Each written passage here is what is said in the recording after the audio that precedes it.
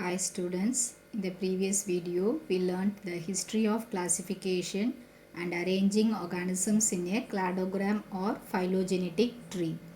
In this video we are going to learn about the three domains of life. So depending upon the system of classification, organisms were classified into two kingdoms previously. So later they were classified into three kingdoms, then 4, 5, 6 and now they are classified into 7 kingdoms. R.H. Whitaker was the first person to propose the 5 kingdom classification. He classified the organisms into Monera, Protista, fungi, plantae and animalia. He classified them into 5 kingdoms based on their cell structure, the way they take their food, their reproduction and their phylogenetic relationships. So now we can see the comparison between the 5 kingdoms. Monera or prokaryotic.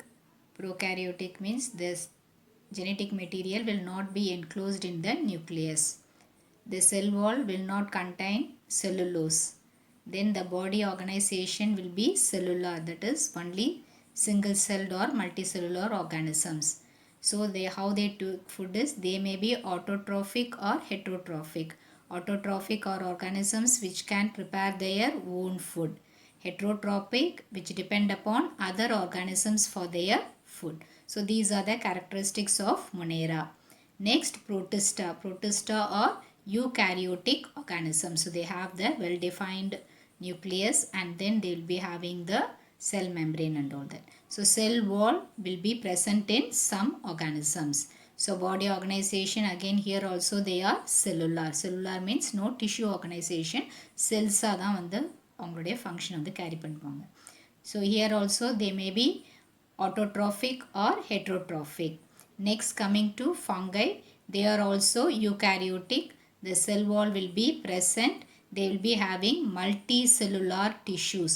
So here we can find the tissue level of organization. So இங்க ஒரு செல்லே வந்து எல்லாத்தையுமே carry பண்ணிட்டு போகும். இங்க என்ன இருக்கும் மல்டிசெல்லுலாரா இருக்கும். அது வந்து என்ன ஃபார்ம் பண்ணும் tissues வந்து ஃபார்ம் பண்ணும். They are heterotrophic, that is they can't prepare their own food. They depend upon other organisms for their food. Next, plantae. Plantae are eukaryotic. The cell wall will be present. They'll be having the tissues and organs. So plants la pathina, what are the tissues they'll be present? Parenchyma, collenchyma, sclerenchyma, like that they'll be having the tissues and then they are autotrophic. They can prepare their own food. Next, animalia. They are eukaryotic. Cell wall is absent. They'll be having the cells, they form tissues and tissues they form the organs and they'll be having the well-defined organ system also. They are heterotrophic. They depend upon other organisms for food. So based on their cellular organization and their mode of nutrition, organisms were classified into 5 kingdoms. This 5 kingdom concept was developed by R.H. Whitaker. This may be asked as a one word and then they may ask the salient features of the 5 kingdom in 3 mark. Previously, organisms were classified on the basis of their cell structure, nutrition, reproduction and phylogenetic relationship we studied. So after that we started to learn about their molecular level, that is their DNA and RNA also. So because of the advancement in the molecular techniques and also the biochemical assays, organisms were classified into 3 domains. That only we are going to learn. The 3-domain classification was proposed by Carl Woese in the year 1977 and his co-workers. So Carl Woeseum அவருடைய கூட work பண்ணவங்களும் சேர்ந்து தான் வந்து அந்த 3-domain classification வந்து formulate பண்ணாங்க.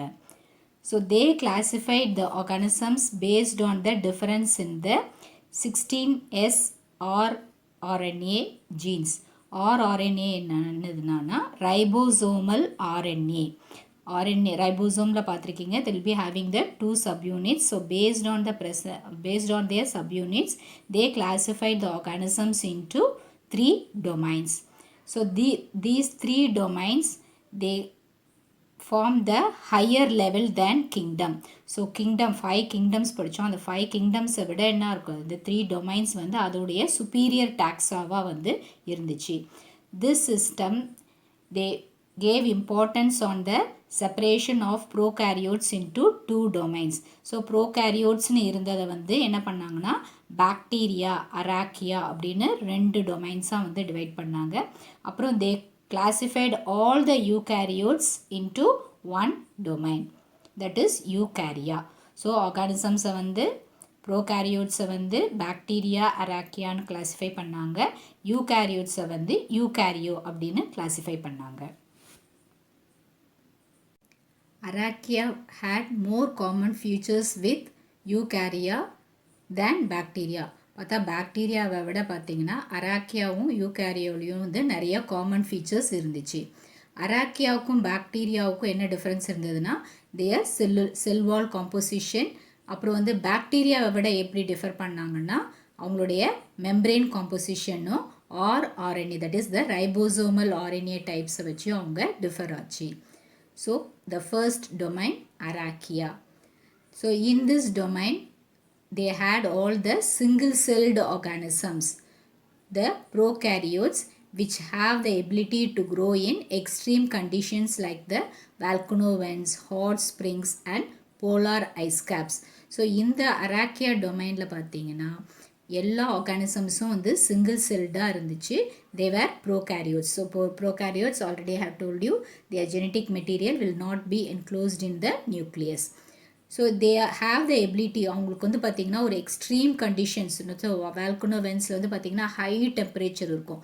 அந்த மாதிரி ஹை டெம்பரேச்சர்லையாக இருக்கட்டும், ஹாட் ஸ்ப்ரிங்ஸில் இருக்கட்டும், நம்ம போலார் இதில் வந்து பார்த்திங்கன்னா ரீஜன்ஸில் ஃபுல்லாக ஐஸ் கவர்டாக இருக்கும்.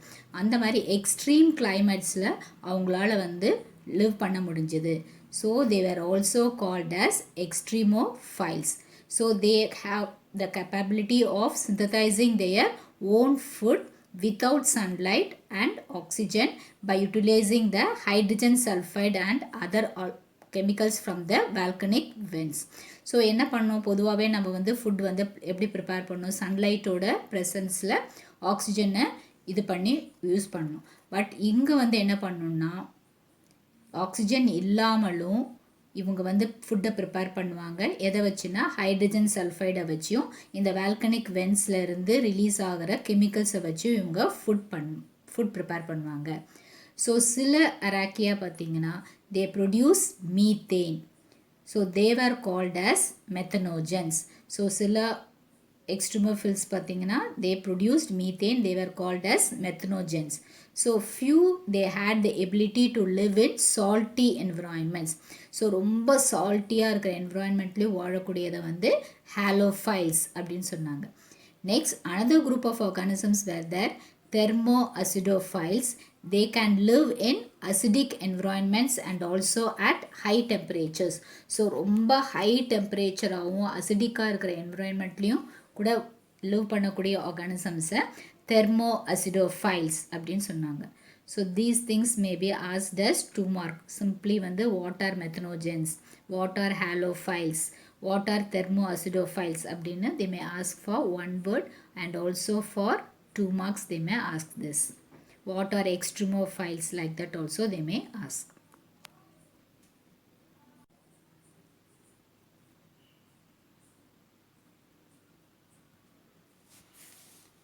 Thermus aquatics. It is a bacteria which can tolerate the high temperature. So that polymerase enzyme was isolated from this. It is used in the PCR, polymerase chain reaction, for the DNA amplification. So polymerase chain reaction பார்த்தீங்கன்னா ஒரு assays, different assaysக்கு நம்ம அதை use பண்ணுறோம். So அந்த ப்ராசஸில் என்ன பண்ணுவாங்கன்னா first வந்து டீநேச்சுரேஷன், அந்த டிஎன்ஏவை வந்து அப்படியே டிஎன்ஏவோட 2 ஸ்ட்ராண்டை வந்து செப்பரேட் பண்ணுவாங்க. நெக்ஸ்ட் என்ன பண்ணுவாங்க, நம்ம எந்த டிஎன்ஏவை சிந்தடைஸ் பண்ணமோ அதை வந்து அப்படியே வந்து என்ன பண்ணுவாங்க, அதோடைய மல்டிபிள் காப்பீஸ் வந்து ப்ரொடியூஸ் பண்ணுவாங்க. அதை தான் நம்ம டிஎன்ஏ ஆம்ப்ளிஃபிகேஷன் அப்படின்னு சொல்லுவோம். ஸோ அந்த பிசிஆர் ப்ராசஸில் DNA amplification, for that we are using this Thermus aquatics. It is a bacterium which can live in high temperatures. So we can mark this for one word, Thermus aquatics. So that is used in the PCR for DNA amplification. Coming to the next domain, bacteria. So you all know bacteria are prokaryotic. So their cells, they do not have the definite nucleus. So the DNA will be there, they will be in circular chromosomes and they will be not having histones. So அதில் வந்து என்ன இருக்காது, அந்த டிஎன்ஏல இருக்கிற குரோமோசோம்ஸில் histones வந்து இருக்காது. அதில் வந்து என்ன இருக்காது, they will not be having the membrane bound organelles. So ப்ரோகாரியோட்டிக்னு பார்த்தீங்கன்னா அவங்களோட இதில் வந்து பார்த்தீங்கன்னா என்ன இருக்காது, மெம்ப்ரெயின் இருக்காது. நியூக்ளியர் மெம்ப்ரெயின், செல் மெம்ப்ரெயின், அந்த மாதிரி மெம்ப்ரெயின் இருக்காது. செல் ஆர்கனல்ஸ்லையும் பார்த்தீங்கன்னா மெம்ப்ரெயின் பவுண்டடாக இருக்காது. So their ribosome is of 70S type. So their cell wall will be having peptidoglycans. So most of them are decomposers. Decomposers which feed on the dead decayed parts. Some of them are photosynthesizers. Photosynthesizers sunlight oda presence la வந்து food prepare பண்ணக்கூடியதை வந்து photosynthesizers அப்படின்னு சொல்கிறோம். And a few may cause the diseases. The beneficial bacteria, they are called as the probiotic bacteria.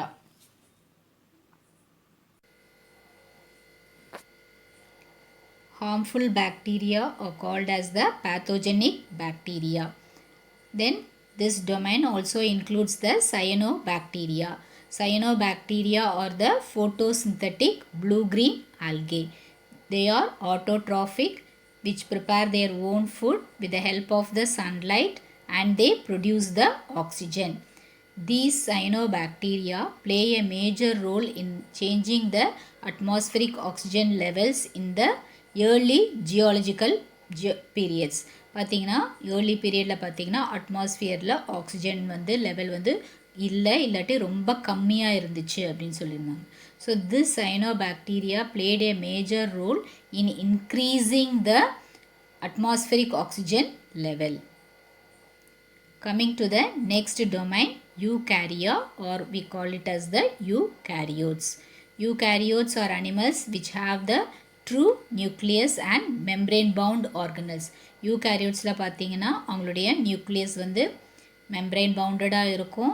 உள்ளே வந்து பார்த்தீங்கன்னா chromosomes DNA இருக்கும். Next வந்து என்ன இருக்கும்னா நியூக்ளியோலஸும் இருக்கும். அவங்களுடைய செல் ஆர்கனல்ஸில் பார்த்தீங்கன்னா அந்த செல் ஆர்கனல்ஸும் வந்து மெம்ப்ரெயினோட இருக்கும். The DNA in the nucleus, they will be arranged in a linear chromosome. They will be having the histone proteins. Whereas the prokaryotes, they will not be having the histone proteins in their DNA. The ribosomes will be of 80S type in the cytosol. So cytosol la pathina 80S type ah irukum. Adhe pathina chloroplastlayum mitochondrialayum pathina 70S type ah irukum. Organisms under the domain eukarya were classified into the kingdoms Protista, fungi, plantae and animalia. In 1969, R.H. Whittaker proposed the five kingdom concept. After him, the five kingdom concept was converted into the six kingdom concept. In 1987, Cavalier Smith, he revised the six kingdom concept to the seven kingdom concept. After that, there came a super kingdom. So in that super kingdom, they classified organisms into two categories. One is the prokaryota and another is the eukaryota. Under these two super kingdoms, they came the seven kingdoms. Under prokaryota, there were two kingdoms. One is the eubacteria and another is the arachidibacteria. Under Eukaryota, they came 5 eukaryotic kingdoms: Protozoa, Chromista, Fungi, Plantae and Animalia. So like this, the 7 kingdom concept came into existence and we are utilizing it now. So now you can clearly understand we studied about the 3 domains: Archaea, Bacteria and Eukarya. Next, the 5 kingdom that was proposed by R.H. Whittaker: Monera, Protista, Fungi, Plantae and Animalia. Next came the 6 kingdom concept. So here what happened, the Monera was classified into Bacteria and Archaea. So again came the 7 kingdom concept. So in this 7 kingdom concept, the bacteria were classified into Eubacteria, Archaebacteria. Next, Protista was classified into Protozoa and Chromista. Then Fungi, Plantae, Animalia, and this 7 kingdom concept only is under utilization now.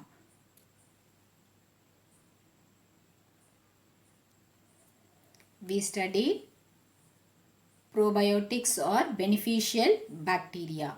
So curd is the best source of probiotics, which is a friendly bacteria that improves our health. Example is the Lactobacillus species. Write home test on the 3 domains of life and the salient features of the 5 kingdoms and post it. Learn your daily lessons. Stay home, stay safe. Thank you, children.